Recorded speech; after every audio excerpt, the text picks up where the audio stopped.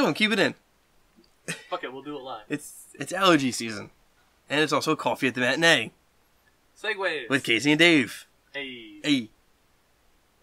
Today we're going to be talking about 2 movies I have not seen. But I did. Shazam and Hellboy. Hellboy, but I keep wanting to say like Devil May Cry or something like that. Heckboy, as he's known in the Bible Belt. Yeah, Heckboy. Alright, so we'll start off with Shazam. Start low, work our way up. What did you think? Considering it was a DC movie, keep that in mind. Yeah, with that asterisk next to the name. I was bored silly. I didn't enjoy most of this movie. Okay. Yeah. Why? Like, what about it bored you? None of the humor clicked with me. I didn't like any of the acting. Maybe it's because you're not a 15-year-old boy? I guess? Oh. Potential spoilers? No spoilers. It's all spoilers. Potential. No alerts. Potential. If you didn't know he was 15, read. I didn't even see it. I knew he was 15. Yeah. That's the other thing. I didn't like Zachary Levi. I thought he played too young in comparison to the teenage kid. Like, the teenage kid felt too old, and Zachary Levi felt too young. Like it should have been reversed? No, like, they should have been fucking consistent. Yeah, I don't even know how this Levi dude is, so... He was on that show Chuck a few years ago, where he was like a Office Max type employee that somehow got government secrets downloaded into his brain and became a secret agent. Chuck's a no-no word for me. Okay. We don't talk about Chuck. We don't talk about Chuck? No. It's shoulder. Okay. Anyway. You're being about as entertaining as Shazam. Yeah. So what about Shazam did you like? I liked when it was over. Were there any humorous moments in it at all that you were like, ha? No. Ha? No, because it was like dumb kid humor that just didn't click with me. So earlier you were comparing it to the likes of Aquaman. How, like, where is that comparison in? Because I would imagine... I didn't see Aquaman either. Oh, Aquaman was a goddamn blast. It was a garbage movie, but I was entertained throughout the entire thing. Okay. Because it tried so hard to be super serious, and it fell flat on its face. And it did some things right. It had some good camera work, it had some interesting design choices, a lot of good CGI, but it was shit overall. It was still a DC movie. But goddamn, I was entertained, start to finish. I laughed out loud at so many points in that movie. But Shazam just... I think it's the Tommy Wiseau effect. So, Aquaman, I guess, in a sense, is The Room. Okay. And Shazam is everything that's after The Room. Because now that Tommy Wiseau is in on the joke, he just doesn't have the same impact, the same punch. And I think that's what happened with Shazam. Okay. They tried too hard to capitalize on the so bad it's good, but it just didn't work. Interesting. Yeah. That's the best comparison I could think of at the time. It's kind of funny that you're comparing these multi-million-dollar films to basically a film that was made for like... $6 million. A couple $1 million. $6 million. Still multi-million, because it's more than $1 million. It is 2 hands million. It's 1 hand and some on the other. It's ones of millions. We're still into single digits when it comes to the other ones. Yes. But like, yeah, both Aquaman and Shazam, I think they had like $100 million budgets. It really showed for Aquaman, not so much for Shazam. And the other thing is, it's supposed to be set in Philadelphia. Yeah, I found that to be strange. And it only showed like the art museum. Everything else was like Toronto. Yeah, and I know there was a couple of SEPTA bus-esque... Right, like they just took cameos. Toronto public transit and put SEPTA stickers on it. Yeah. And like the other thing, it was like, this is too clean to be Philly. Oh yeah. This is way too clean and nice to be Philly. Yeah. I mean, we wouldn't even get a 15-year-old superhero. It would be like some random, like, Hood rat. I wasn't gonna say that. I don't know what you're going for. But like, I don't know. You're searching for something. Yeah, but I don't. It's Philly. I don't know what to say. The equivalent of Pizza Rat would have been the superhero. Not copyrighted. I don't know if it's copyrighted at all, but his name would be Garbo. Garbo, coming to save Philadelphia. That just sounds like the baby form of Gritty. I wish this was a movie about Gritty. It would have been way more entertaining. Gritty saves the day. Oh yeah. Turns out he's a 15-year-old kid. Oh, that would have been something. That would have been really good. But yeah, Shazam bored the shit out of me. He was the Philly hero that we didn't need nor want.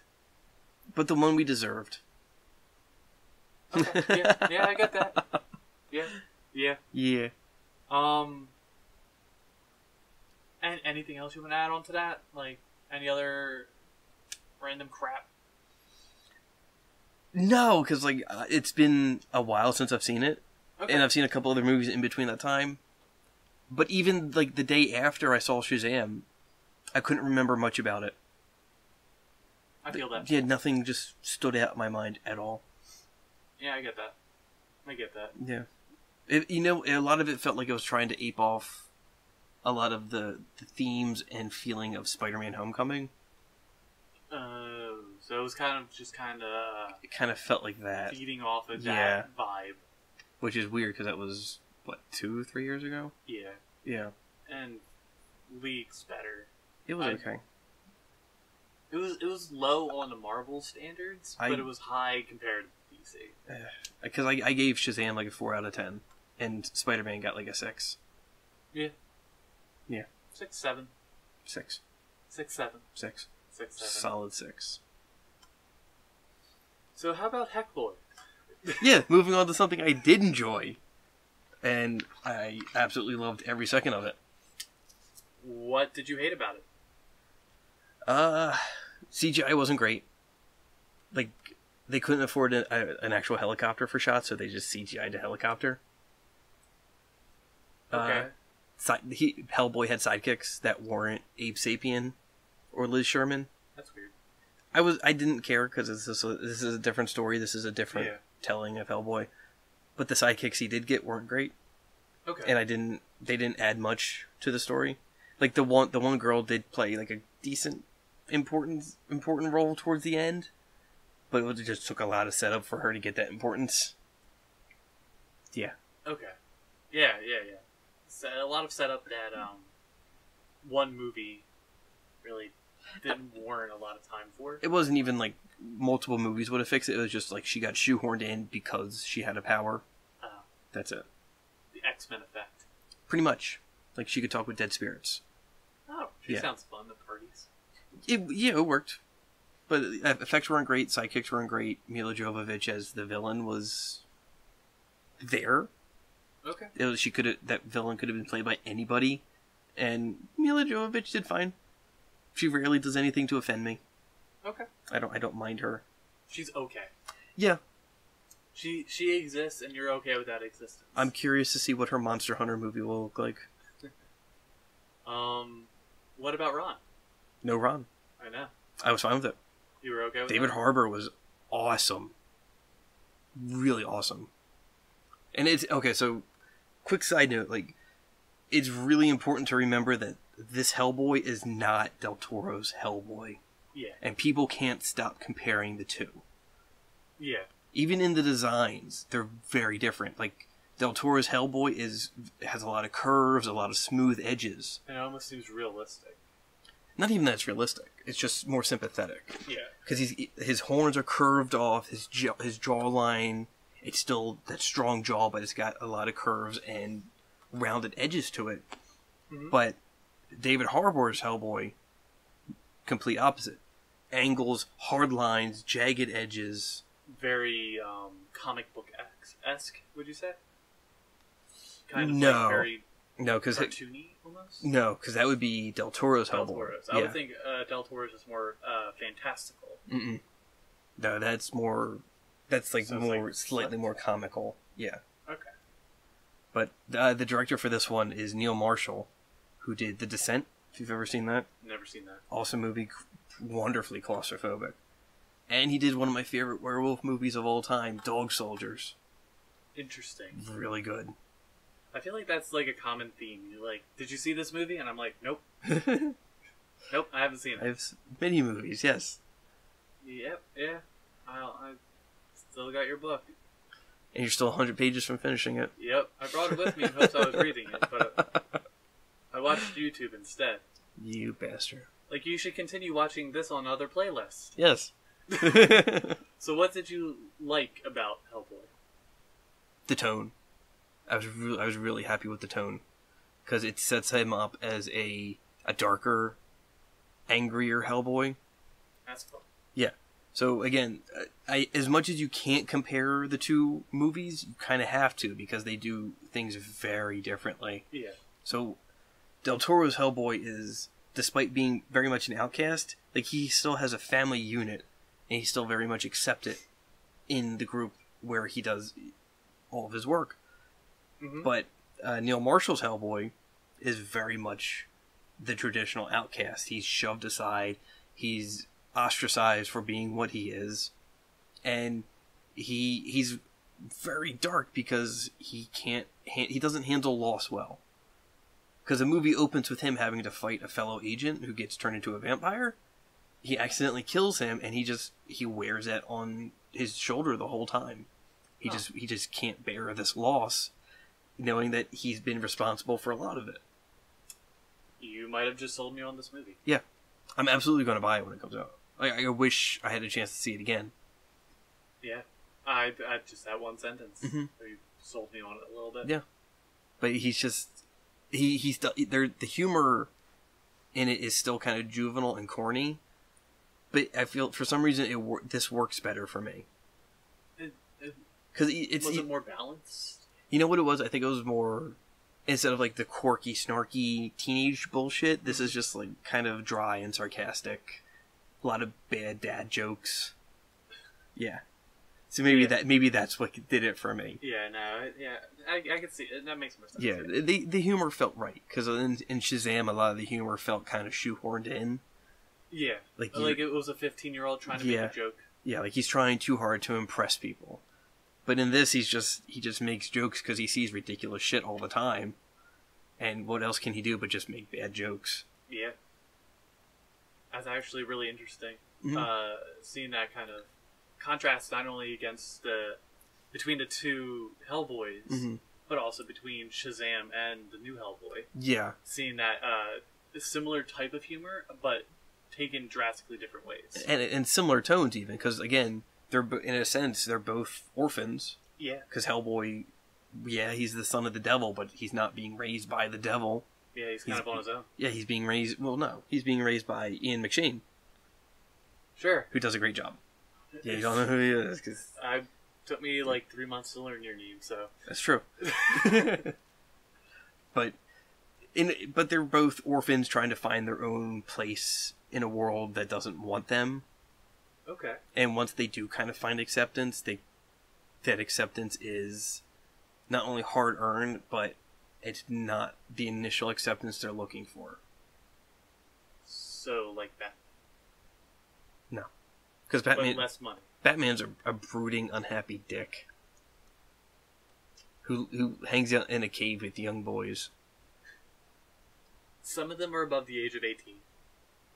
Not at first. He gets them all when they're really young, and he grooms them. Anyway. Was there anything else you wanted to add about Heckboy? Or Heckman? We'll call him Heckman. It's Heckboy. Heckman. Heckboy. I did like that they didn't do the romantic thing like Del Toro did. That's nice. Because in Del Toro's movies, Hellboy is, being a demon and son of the devil, he's fireproof.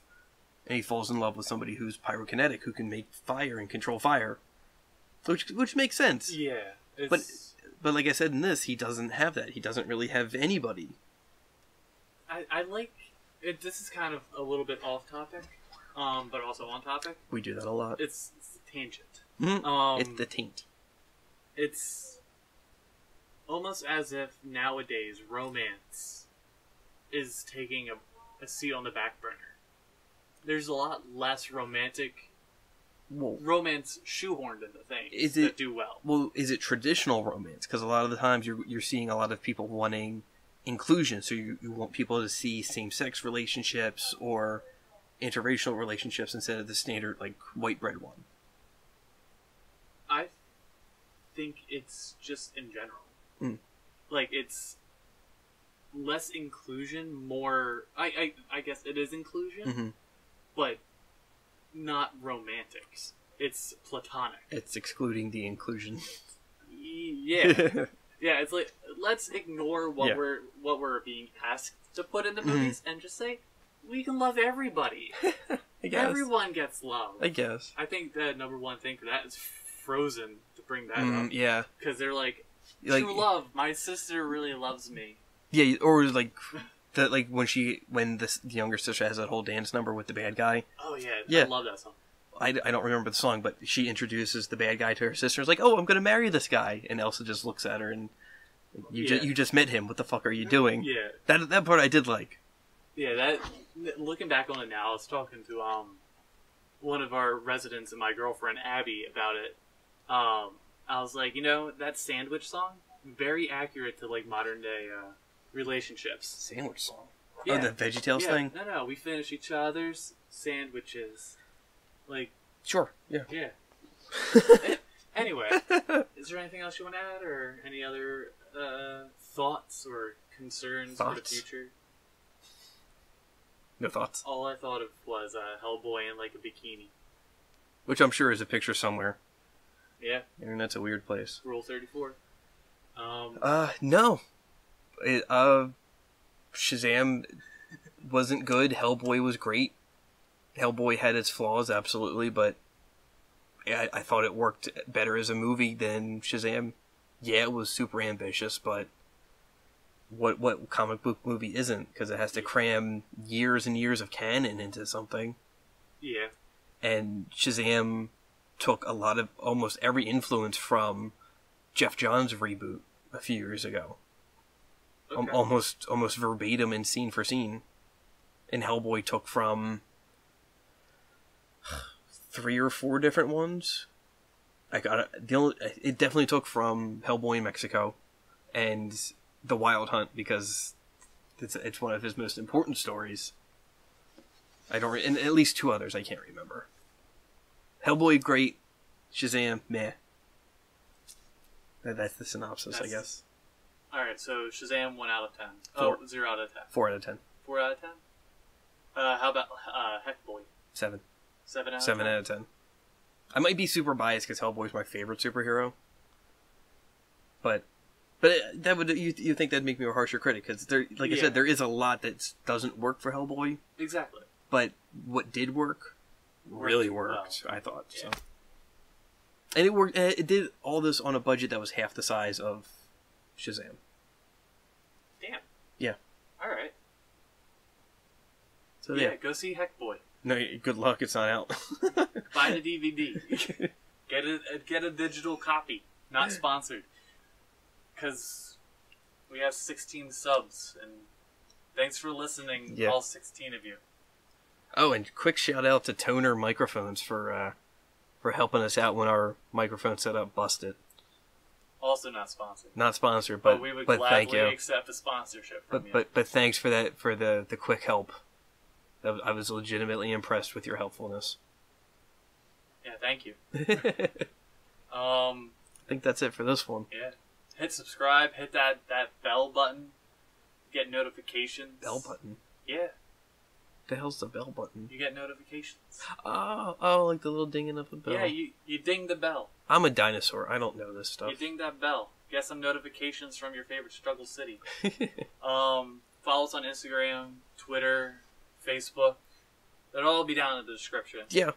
And follow our podcast as well on pretty much everywhere. And here. And here. Obviously, Please you here. see it if you're here.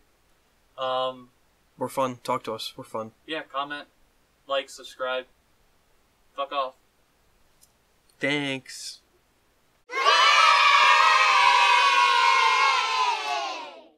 Yeah!